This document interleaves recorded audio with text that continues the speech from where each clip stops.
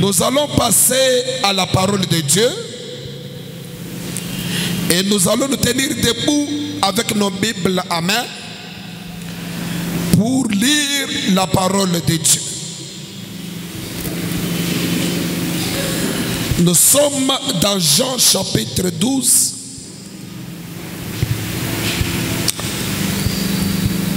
Verset 24. Nous lisons le livre de Jean, chapitre 12, le 24e verset au nom de Jésus-Christ.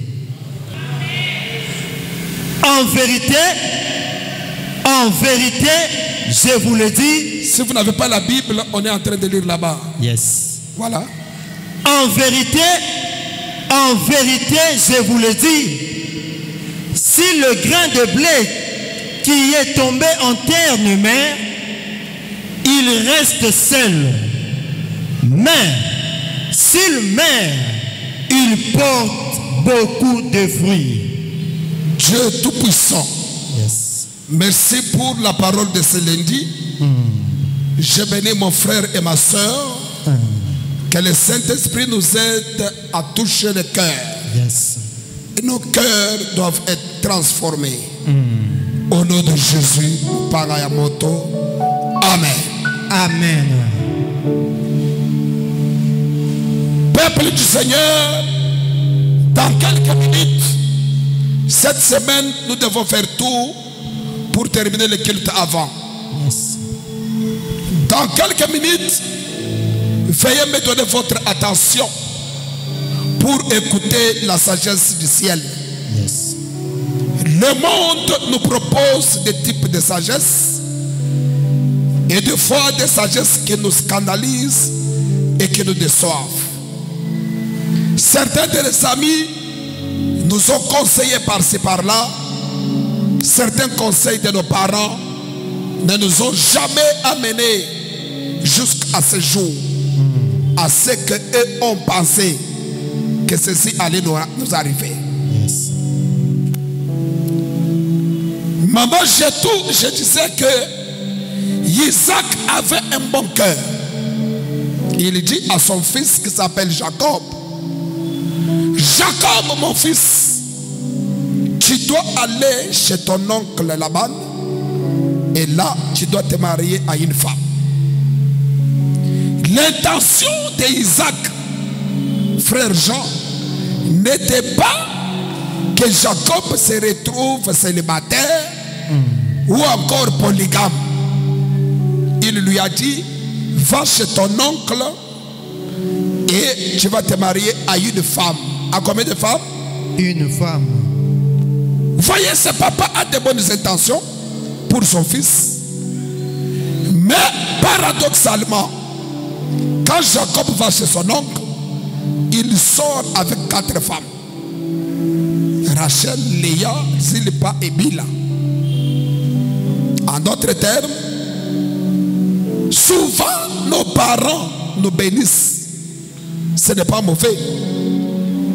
Mais la plupart des cas, nos parents ne peuvent pas être à mesure de pouvoir pousser leurs paroles pour qu'elles s'accomplissent parfaitement dans nos vies. Yes. Je comprends que la seule parole qui peut s'accomplir parfaitement dans nos vies, c'est la parole de Dieu. Amen.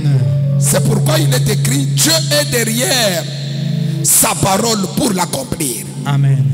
Nos parents peuvent nous bénir, mais ils ne sont jamais derrière leurs paroles. Yes. Ils nous laissent seuls partir. C'est pourquoi, en dépit de leur bonne volonté, plupart des choses qu'ils ont souhaitées dans nos vies, ça ne nous arrive pas.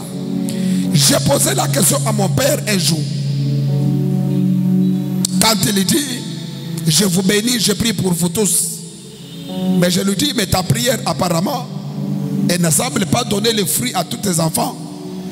Parce qu'il y a des enfants malheureux et des enfants qui sont bien. Y a-t-il une injustice dans ta prière?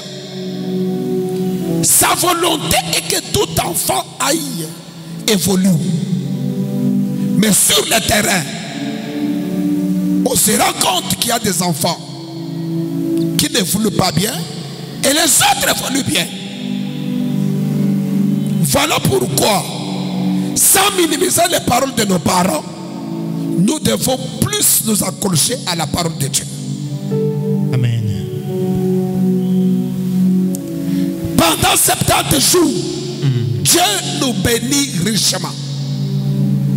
Et si vous vous accrochez à ce qui sort pendant ces 70 jours, je crois que toute votre vie va changer.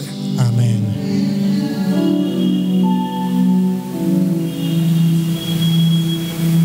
Le message de ce soir, depuis le dimanche, c'est un message à la fois un message de transformation de soi-même, aussi un message de délivrance par rapport à la terre. La vie chrétienne, la vie sacerdotale, ok, on l'appelle une vie. C'est un mode de vie. C'est une manière de vivre. C'est un style d'opération. C'est comme quand tu vois les Batétés là. On reconnaît les Batétés par leur manière de vivre. Yes. On reconnaît un chrétien. On reconnaît un sacrificateur. Pas parce qu'il dit qu'il est sacrificateur. Pas parce qu'il prie. Mais par son style de vie. Sa manière de vivre. Il y a une manière de vivre dépourvue de la corruption du monde. Parce que le monde nous propose des services. La terre nous propose des choses. Mais il appartient aux sacrificateurs que nous sommes d'adopter notre style de vie. Yes. Notre manière de coopérer et de réfléchir. Quelqu'un a-t-il dit Amen? Amen. Quand Paul écrit aux Philippiens, je crois Philippiens chapitre 2, j'aime beaucoup cette écriture. J'ai découvert pourquoi Jésus nous a dominés seulement comme ça, il règne sur tout le monde. Et qui n'en a pas besoin dans cette salle? Pendant ces 70 jours, qui n'a pas besoin de voir la main de Dieu? Yes. Qui n'a pas besoin d'être béni? Tout le monde a besoin de la bénédiction d'une manière ou d'une autre. Si pour toi la bénédiction c'est un voyage, pour l'autre c'est la guérison. Yes. Pour celui-là c'est l'argent. Pour l'autre c'est la stabilité et la paix. Chacun de nous a besoin d'une bénédiction quelconque. Yes. Mais Jésus aussi a été béni. Dieu l'a souverainement élevé. Et lui a donné le nom au-dessus de tout nom. Yes. Qui n'en a pas besoin. Parce que nous voyons les gens de ce monde. Ils payent même $100 000, $200 000 aux musiciens du monde. Qu'on chante seulement son nom. Yes. Pour qu'il soit connu. Donc le nom, la renommée, c'est une grande richesse. Yes. Aujourd'hui, tout genou fléchit devant le nom de Jésus. Yes. Si vous voulez que les francs congolais, les dollars fléchissent devant vous. Vous voulez que les mariages fléchissent devant vous. Vous voulez que des grandes relations réfléchissent devant vous. On doit coopérer avec Monsieur Jésus. Yes. Paul vient nous dévoiler un secret. Il dit: ayez en vous les sentiments au pluriel qui étaient en Jésus. Donc Jésus, il marchait avec certains sentiments en lui. Et les gens qui veulent être élevés, les gens qui veulent obtenir des positionnements comme Jésus, Paul dit: ce n'est pas difficile. Ayez seulement les sentiments qui étaient en Jésus. C'est fort. Hein? Très fort.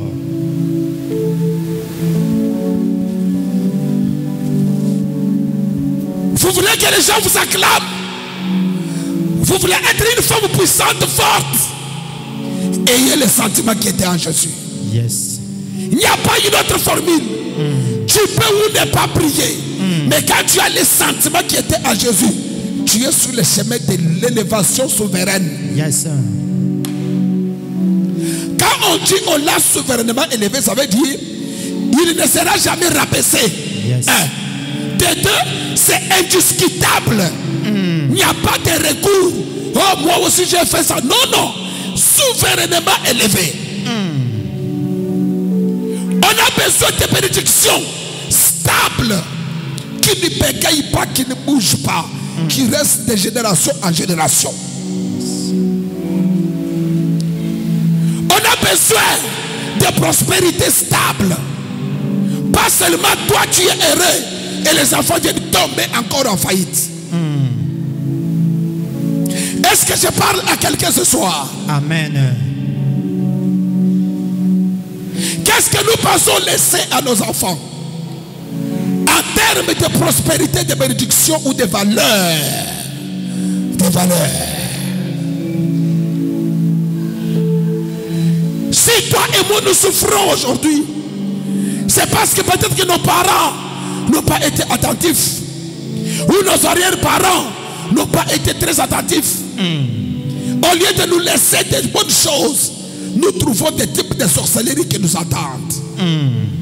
J'arrête le cycle des maladies. J'arrête le cycle de complications dans ta vie. Amen. Ce que toi tu as vécu, que tes enfants ne le vivent plus jamais. Amen. Est-ce que vous avez déjà compris que c'est biblique ça? Les parents ont pleuré devant la mer Rouge pour que les enfants viennent pleurer devant le Jourdain. Il ne faut pas laisser les mêmes situations qui t'arrivent tomber encore sur tes enfants. Lève ta main droite. J'arrête cette hémorragie 3 fois. Go! J'arrête cette hémorragie. J'arrête cette hémorragie. J'arrête cette hémorragie. C'est ce que Jésus a fait. Depuis longtemps, les hommes sont venus des serviteurs. Ils n'ont jamais sauvé l'homme. Quand Jésus arrive avec les sentiments qui étaient en lui, il stoppe la situation. Compteur à 0. Jusqu'aujourd'hui. La Bible dit, par un seul homme, tous ont été condamnés. Aussi par un seul homme, tous ont été justifiés. S'il y a quelqu'un qui a maudit la terre quelque part, mais il y a quelqu'un comme toi qui peut aussi bénir la même terre. Amen. Et ça, c'est un message révolutionnaire, mesdames, mesdemoiselles et messieurs. Tu dois prendre conscience que ce qui se passe dans ma vie, dans ma maison, dans notre famille, doit prendre fin à partir de moi. Je peux libérer un sacerdoce pour que tu me comprennes bien. Libère. Si tu soulèves la main, tu salues le Saint-Esprit, je libère ça. La Bible dit ceci, maman. Maman Pauline.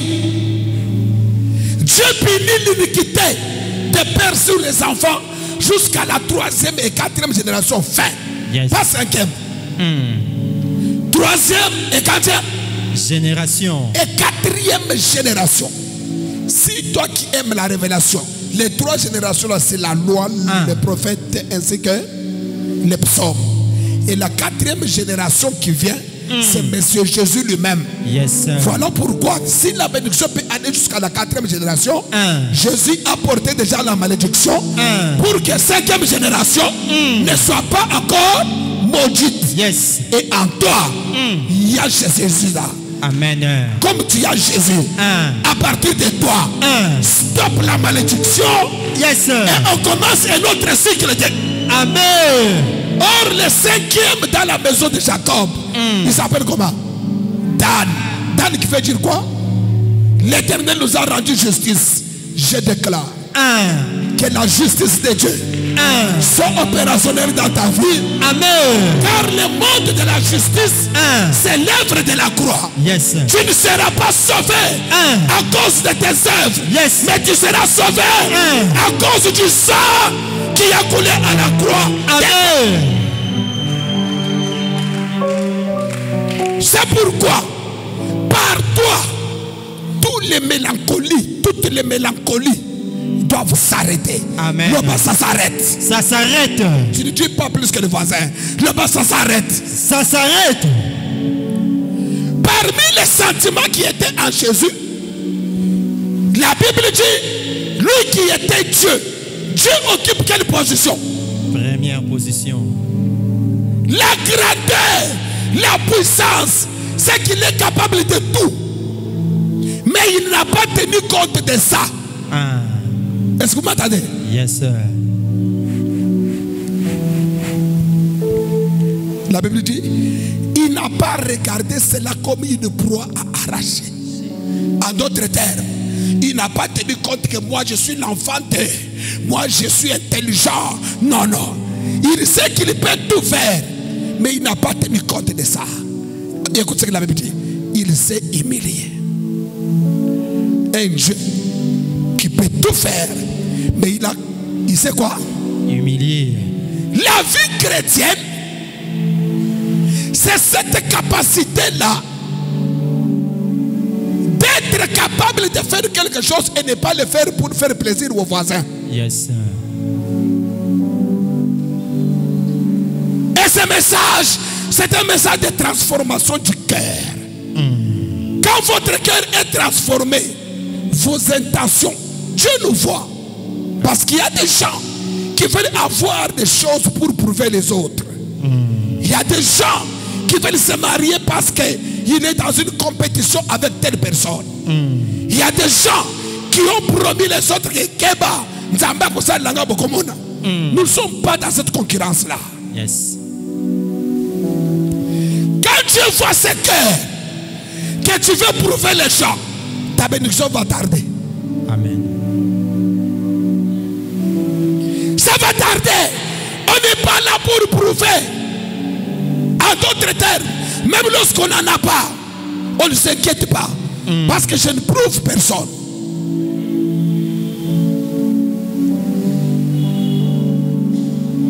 Je ne prouve personne. Même lorsque Dieu ne m'a pas encore donné, je ne prouve personne. Amen. En d'autres termes, même lorsqu'on en aura, on n'en fera pas trop de montre-toi. Parce que tu sais que Dieu me l'a donné par la grâce. Yes. Et je le loue avec ça. Yes.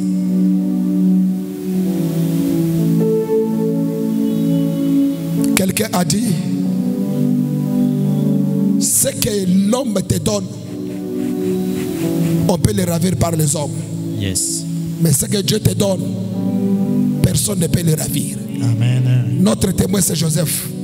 Quand son père lui a donné la tunique, les hommes lui ont ravi la tunique. Mais comme Dieu lui a donné les songes, personne ne peut lui ravir les songes. Amen. Accepte que Dieu te donne ce qu'il va te donner. Parce qu'entre les songes et la tunique, qu'est-ce qui est visible? La tunique. La tunique est visible. Tout le monde te voit. Mais ce qui est performant et puissant, ça se cache et ça ne se voit pas. Yes. C'est pourquoi ne te minimise pas. Dis-le à ton voisin, ne te minimise pas. Ne te minimise pas. Acclamons pour le Seigneur. Pendant 70 jours, il y a des bénédictions qui sillonnent. Des bénédictions qui font quoi? Qui sillonnent. Qui se promènent dans cette salle, qui font quoi? Qui se promènent. Et ça cherche où atterrir. Et regardez-moi, je vous dis quelque chose. Un homme appelé Dieu dans la chair humaine, il s'appelle Jésus. Il vient à la manière des hommes, ça ne passe pas. Il vient vers Jean-Baptiste. Et Jean-Baptiste le regarde. Il dit, je ne suis pas digne de lier même les quoi? On les appelle comment? Les cordes de tes chaussures. Lacets de tes chaussures. Jésus refuse. Jean-Baptiste l'a capté. Que ce monsieur a une taille très avancée dans la spiritualité. Je ne suis pas digne de les plonger dans l'eau. Jésus regarde, tu dois faire ce qui est juste. Yes. En d'autres termes, laisse-moi montrer aux gens comment vivre sur la terre. Jésus. Et Dieu, il accepte qu'on les pose dans les eaux. Jean-Baptiste l'a présenté comment? Voici quoi? L'agneau de Dieu. Quelles sont les caractéristiques d'un agneau? Un agneau à la soumission. 2, un agneau à l'humilité. 3, un agneau a l'obéissance.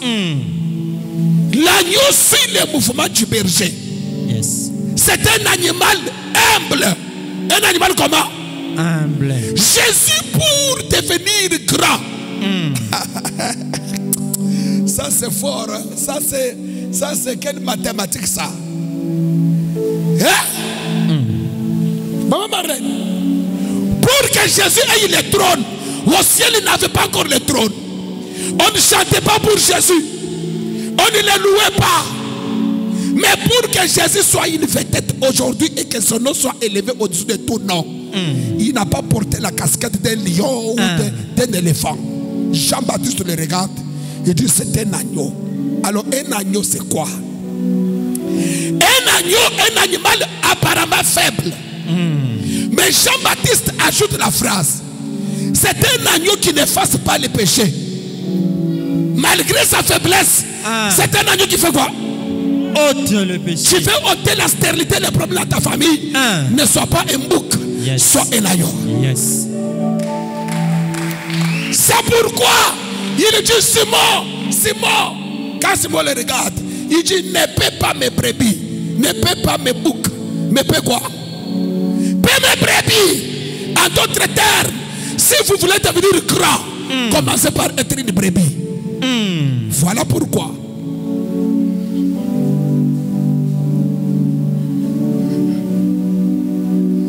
Il ajoute, paie mes agneaux.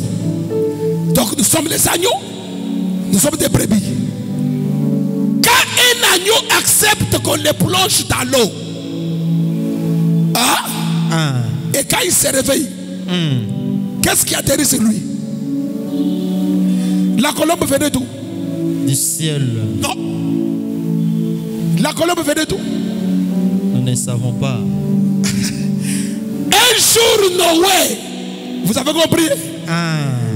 Noé est sorti de l'arche. Et puis après tout ce que tu connais là, la colombe est partie par la suite. C'est ça, non? Yes. Et la colombe cherchait où atterrir. Comme il y a un mariage qui cherche où atterrir. Est-ce que vous avez compris? Yes, sir. Il y a un travail qui cherche où atterrir. Je vous dis, il y a des bénédictions pendant ces 70 jours. Ça cherche où atterrir. Yes, sir. Pendant ces temps, il y avait des taureaux, il y avait des lions, il y avait des chiens, il y avait des boucs, il y avait des porcs. Mais quand un agneau est sorti des eaux, la colombe dit, c'est là maintenant. Yes, sir. Et depuis lors, celui qui était habitué à se promener avec Marie et se promener avec Joseph est allé dans le désert pendant 40 jours pour disqualifier la terreur du serpent. Yes, sir. Yes, sir. Est-ce que tu vas Gangaï? Très bien. Depuis tout le temps là, il y a un serpent qui s'est promené dans le désert. Quand Jésus est sorti des eaux, la Bible dit qu'il est allé faire 40 jours et 40 nuits où? Et vers les derniers jours, qu'est-ce qui était sorti? Le serpent. C'est que Jésus n'était pas allé gêner. Il était allé chercher les serpents qui tuent les gens. Je suis venu dire à quelqu'un, yes, sir. Au nom de ton humilité, laisse qu'une puissance vienne du ciel et atterrisse sur toi. Amen. Et donne la capacité de détruire la pauvreté, les serpents, les maladies, tout ce qui bouleverse les gens. Amen. Au nom de Jésus-Christ, mon panga ya moto. Tu peux acclamer pour le Seigneur. Ceci.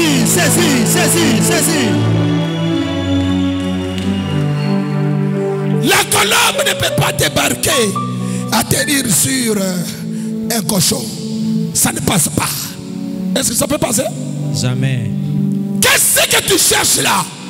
Ça te cherche aussi.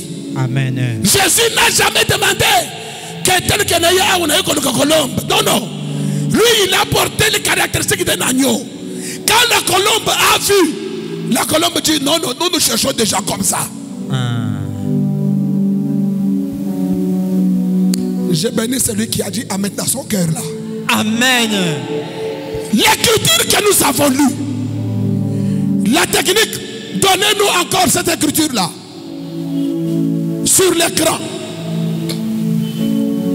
Jean 12, 24.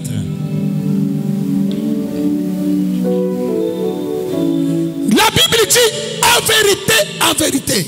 Écoutez, la loi de Moïse dit, un fait ne peut, une chose ne peut être acceptée que sur la déposition de combien? De deux ou trois personnes. témoins. Et regardez, il y a combien de témoins là-bas? 2 témoins. Quels sont les témoins? Premier témoin. Vérité. Deuxième témoin. Vérité. Vous voyez ça? En vérité, en vérité. Ce que Jésus fait insister. Ce qu'il dit ici, c'est grave. Est-ce que vous m'entendez? Yes, sir. Je vous l'ai dit. Sur les grains de blé qui est tombé en terre, les grains de blé qui est tombé où? En terre. Le problème n'est pas que les blés, les grains ne tombent pas. On dit les grains peuvent tomber à terre.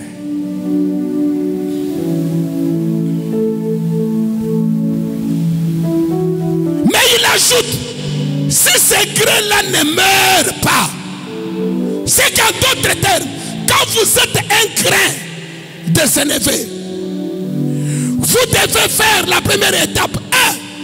Accepter de tomber. Vous n'avez pas écrit. Première étape. Accepter de faire quoi? Tomber veut dire laisser les autres être comme au-dessus. Toi tu es comme par terre. Yes, sir. Aïe. Est-ce que vous avez bien? Il y a des moments dans la vie qu'on nous connaît matisate. Tikaba tout mata. Yo salane tsokwei. Quand quelqu'un est tombé à terre, on peut se moquer de lui. Yes. On peut croire qu'il est faible. On peut penser que lui là c'est quoi ça? Pourquoi il est entré dans cette compétition? Il est tombé. On dit sur les grains de tombe. Je cherche quelqu'un qui se sent par terre, Yes, effacé par les gens. Et ce qui est grave, on ajoute ici une mère. À terre, une mère. C'est qu'à d'autres pour Jésus, quand vous êtes un grain de Sénévé, vous devez tomber, 2 mourir. Qu'est-ce que c'est la mort? C'est la disparition de quelque chose et de quelqu'un. C'est que dans la vie, il faut savoir à un certain moment s'effacer. Amen. Faire comme si tu n'es pas là.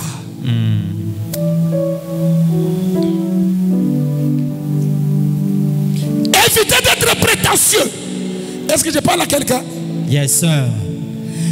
Et la troisième, on dit quoi? Il reste seul.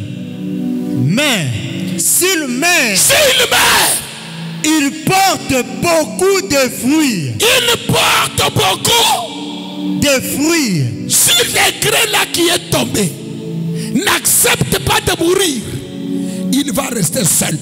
Yes, sir. Mais si le même grain qui est planté ou tombé dans la terre accepte de disparaître, de mourir, ça signifie qu'il va produire beaucoup de fruits.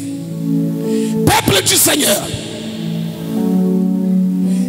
de manière générale, quand vous posez la question aux cultivateurs et aux agronomes, ils te diront que le grain de Sénévé, c'est une semence. Yes. Une semence agricole. Et cette semence, pour avoir beaucoup de choses issues de cette semence, on ne la laisse pas sur la terre. Yes. On la fait tomber, on creuse un petit creux et on dépose à l'intérieur. Ça disparaît, on prend même la terre, ça disparaît.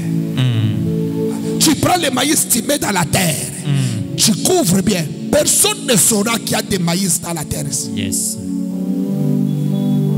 Quand Jésus parle, il dit en vérité, c'est que je vous dévoile un secret. Si vous voulez devenir grand, vous voulez vous multiplier, vous avez besoin de la multiplication dans vos affaires. Vous devez tomber. 2, vous devez mourir. Or, la mort d'une semence agricole, c'est l'enterrer. Maintenant, moi je n'ai pas fait l'agriculture. Je ne suis pas agronome. Je vais essayer de t'expliquer ce que je connais. Ok? Yes, sir. Je peux expliquer? Yes, sir. Quand tu prends Masango, tu talas. Au long de mabele, le premier mouvement que les grains de maïs là va faire, c'est la disparition. Dieu a dit à Élie, tu viens de faire des grands exploits devant Élie. Cache-toi devant Akab. Cache-toi. C'est qu'en d'autres termes, disparaît. Yes, sir. Mais il y a des moments où on évite la visibilité. Yes, sir. Disparaît. Toutes les acclamations ne sont toujours pas les acclamations. Mon témoin, c'est les moustiques. Dites aux moustiques que quand on t'acclame, tu entends là, il ne faut pas te réjouir, ce ne sont pas de bonnes acclamations. Yes, sir. On cherche à te tuer.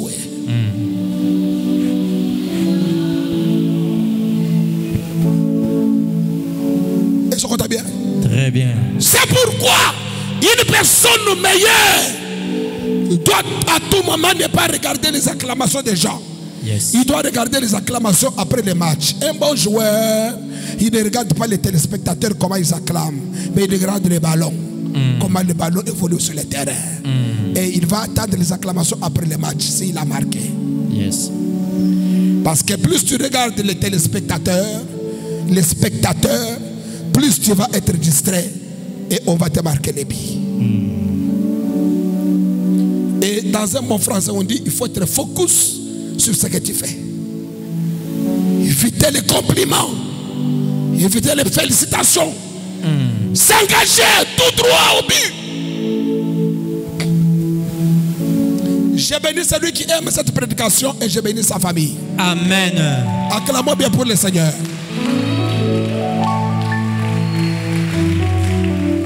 Le problème avec les chrétiens est que nous avons refusé d'être patients. Nous sommes pressés d'être bénis, nous sommes pressés d'avoir. Mais nous n'acceptons pas cette formule. Il faut accepter des fois qu'on t'insulte, Yes, sir. que tu disparaisses. Même dans ta famille, qu'on pense que tu ne vaux rien, tu disparais. Deuxième chose que le maïs dans la terre fait, le maïs pourri. Ça pourrit. Yes. Vrai ou faux? Vrai. Quand tu mets le maïs dans la terre, après un temps, ceux qui ont fait la babylone, on est poli. Yes. Mais écoutez, la pourriture, ce n'est pas la mort. Yes, sir. Yes, sir. Moi, j'ai déjà vu quelqu'un pourrir une jambe, mais il est encore vivant. Toi, tu es le grain de maïs désélevé. Même si quelqu'un sent que tu sens déjà, tu es comme Lazare, mais tu peux parler avec des gens comme de Jésus. Yes, sir. Yes, sir. Pour Marthe et Marie, il sent déjà. C'est qu'il fait comment? Il a pourru. Hein? Yes. Mais pour Jésus, il dit, où l'avez-vous mis? Jésus n'a pas demandé où est-ce que vous avez mis les pourris. Il dit, vous avez mis Lazare. Où? Et quand il arrive là-bas, il n'appelle pas Lazare le pourru. Non, non. Il appelle Lazare. C'est que pour Jésus, je voudrais dire à quelqu'un, les pensées des hommes ne sont pas les pensées de Dieu. Amen. Ceux qui pensent que tu es pourru, ils sont en train de se tromper. C'est de la mathématique de ton Dieu. Amen. Pour les aveugler, parce qu'il sait qu'il doit t'amener à quelque chose de grand. Yes, sir. Je déclare que ce que l'Éternel a prévu d'avance pour toi, que cela arrive et conforte tes ennemis. Amen. Qui a dit Amen 3 fois? Amen. Amen. Amen. Où sont les acclamations des grains de s'élever?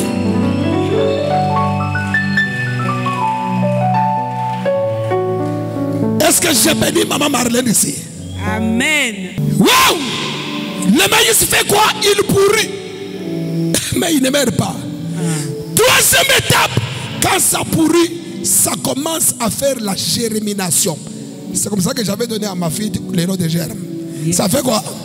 Ça germe. La germination vient du verbe germer. Ça ne germe pas d'abord devant tout le monde. La germination commence dans la terre. tu peux creuser les graines de maïs au moins et comme Kobota, Nakatia Mabele. Vrai ou faux? Oui. Ce qui était pourri, non, ce qui avait disparu, qui avait pourri, est en train de germer.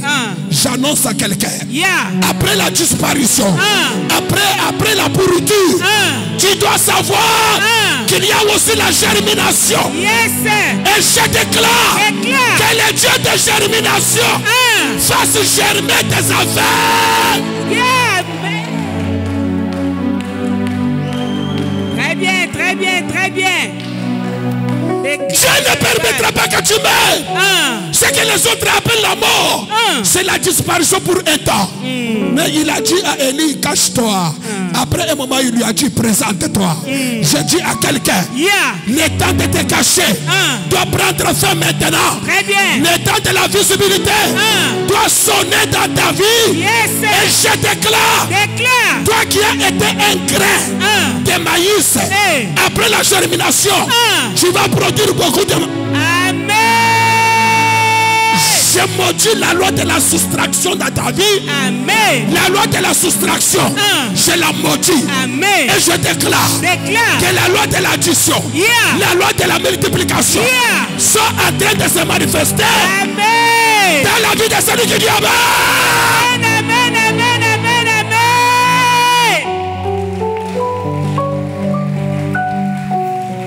Des lois que j'annule dans ta vie, demande-moi lesquelles. Tu ne me demandes pas bien, je laisse le micro. Je vais annuler moi, sans ta permission, des lois. Yes, sir. La loi de la division. Ceux qui veulent te diviser là, ils seront confondus. Amen. Parce que cette loi-là est déjà annulée. Amen. La loi de la soustraction. Ceux qui aiment soustraire les choses chez toi. Mais je t'amène des autres lois. Yes, sir. La loi de l'addition. Et la loi surtout de la multiplication. Yes, sir.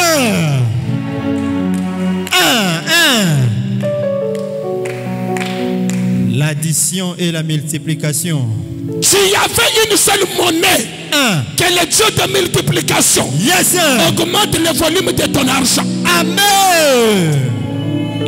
Apparemment, tu n'es pas venu m'écouter. Tu n'es pas venu m'écouter.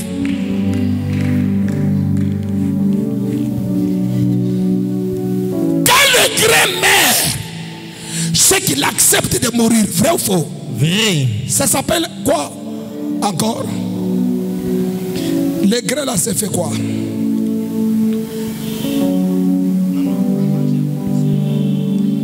Les grains qui acceptent de tomber et mourir. Humiliation, humilité. L'humilité. Les grains à accepter. Est-ce que vous comprenez? Yes, sir. De disparaître. C'est que l'humilité, c'est plus que la magie. Yes, sir. L'humilité, c'est plus que la prière. Yes, sir. L'humilité, c'est plus que le jeûne que tu fais là. Yes, sir. Un homme humble, il entre dans le même auditoire avec Jésus. Répétition. Il devient le collègue de Jésus. Tout ce que Jésus a fait, c'était seulement de s'humilier. Lui qui est Dieu, il n'a pas fait ça. Yes. Il s'est seulement humilié. Yes, sir. Il est devenu semblable aux hommes. Il est devenu comme quoi? Semblable aux hommes. Et Dieu, des fois il manque, il dit je n'ai pas où mettre la tête. C'est pourquoi Yes. Dieu regarde et dit non, non, non, non, non. Bah, tu as monté tout son il a reçu le nom au-dessus de tout nom. Yes, sir. La Bible dit il est assis dans la position de force, position de droite. Yes. Tu veux avoir la force. C'est comme ça que Dieu dit. Quand vous arrivez en Canaan, vous trouverez une nation appelée les Amoréens. Ce sont des montagnards. Ce sont quoi? Des montagnards. Les montagnards, c'est que montagne, ils veulent toujours s'élever, dominer sur les autres et s'élever, se prévaloir. Ces gens-là, il faut vous bloutouffer, vous contaminer avec l'esprit d'orgueil. Ou bien eux-mêmes dans leur orgueil, ils vont chercher à vous dominer. Il faut les déguerpir. Yes. C'est ça qui fait que tu peux être, tu n'étais pas orgueilleux. Tu commences à te promener avec certaines personnes, tu deviens orgueilleux. Yes. Tu peux être, tu n'étais pas orgueilleux. Tu t'attrapes un petit rien, tu deviens orgueilleux à cause de ça. Yes. rapport à l'église, tu devrais comprendre que être chrétien, c'est être esclave de Jésus. Quand on est esclave de Jésus, on le sert par amour, par humilité et par simplicité du cœur, sans rien attendre. Mais lui, il dit, vous me servirez. Vous partirez. Vous voyez comment Dieu dit? Vous me servirez. Vous partirez. Moi maintenant, l'Éternel Dieu, je bénirai vos eaux. Je bénirai vos pains. Et j'éloignerai de vous toutes sortes de maladies. Donc il y a d'abord le service. On le sert tout en étant malade. On le sert tout en étant affamé. On le sert même lorsqu'on n'a pas le temps.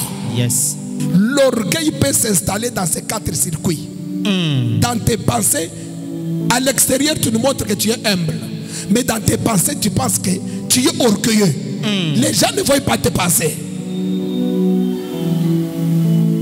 Tu t'éteignes les gens. Tu minimises les gens. Tu trouves les gens parce que toi, tu es dans tes pensées. Or, ce qui est dans les pensées, Dieu regarde. Même si les hommes ne voient pas, Dieu voit. Et même si Dieu ne voit pas, Satan regarde. Ça peut t'amener à une chute. Dieu n'a pas voulu que son peuple soit orgueilleux dans les pensées. Parce que vous allez vous retrouver dans votre terre, mais une terre qui vous amène la chute, parce que l'orgueil précède la chute. Aïe. On dit l'orgueil précède quoi? La chute. L'orgueil de quoi? Soit des pensées, soit des paroles, soit des actes que tu fais, soit même par omission. Si c'est un orgueil, c'est une semence d'orgueil, ça amène la chute. Et c'est comme ça que dans notre église de réveil, comme nous sommes trop orgueilleux, et souvent notre orgueil n'est pas visible, lisible, c'est à l'intérieur.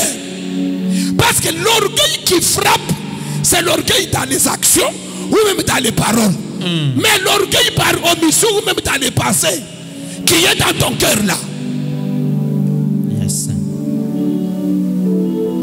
Quand tu penses que toi tu es plus beau que les autres, même si tu ne le tues pas, c'est de l'orgueil. L'orgueil, le contraire de l'orgueil, c'est l'humilité. Alors l'humilité marche avec le brisement, avec la simplicité, avec le renoncement de soi-même. Renoncement de soi-même. Je le dis pourquoi. J'ai vu en son... Bon, je ne sais pas son nom. Son frère ou sa sœur peut être ici. Ces choses sont vérifiables. Mais ça peut se répandre partout. Comme la chose la plus mauvaise dans les péchés. Vous connaissez c'est quoi? La chose la plus mauvaise dans les péchés. Les péchés les plus dangereux, c'est l'impudicité, l'idolâtrie, péché contre le Saint-Esprit. Les 3 là, la Bible dit fouiller. Vous avez compris? Ce sont des péchés, quand vous les faites, ça amène beaucoup de démons au même moment. Maintenant, le péché le plus compliqué, le plus majeur, qui dépasse même les 3 là, c'est l'orgueil. Parce que l'orgueil a fait que Satan, qu'on les précipite du ciel, Dieu l'a précipité du ciel. Ce n'était pas pour autre chose. C'est à cause de l'orgueil. Donc l'orgueil est remonté dans le cœur de Lucifer, élevé au-dessus de tous les âges. Mais à cause de l'orgueil, même moi, je te chasse au nom de Jésus. Satan a kimi. Mais il était élevé. Quand on dit que l'orgueil précède la chute, tu as déjà étudié la chute libre en physique. Donc tu tombes. Et les gens sont tombés sans aucun autre démon. L'orgueil. Voilà pourquoi je demande à toute l'église, l'assemblée des sacrificateurs, que votre cœur soit un cœur brisé. Un cœur qui subit le brisement sacerdotal. Un Et dans ce cœur, tu regardes les autres comme supérieurs à toi. Peu importe ce que la personne peut faire contre toi, tu peux les pardonner. Yes. Et tu les laisses. Yes. J'ai dit hier, si quelqu'un, tu ne sais pas les punir, Dieu va bien les punir pour toi. Amen. Il y a des moments où tu ne dois pas parler. Tu ne dois pas te justifier. Moi, j'ai vécu dans les ministères. Les gens m'insultaient. Comme j'ai refusé de parler contre eux, ils ont fini. Ils sont restés par terre. Il y a un grand mystère. Lorsqu'on t'humilie, tu restes calme. Yes. C'est qu'on est en train de t'élever. Je peux parler à quelqu'un? Yes, sir. Lorsqu'on te ridiculise, lorsqu'on est en train de te ridiculiser, gratuitement, seulement comme ça, mais en tête qu'on est en train de t'élever. Yes, sir. C'est pourquoi les gens qui avaient humilié Jésus, ils le regrettent jusqu'aujourd'hui. Yes, sir. Parce qu'ils ne savaient pas qu'ils étaient en train de l'amener vers le chemin de l'élévation. Yes. J'ai fini mon message de ce soir.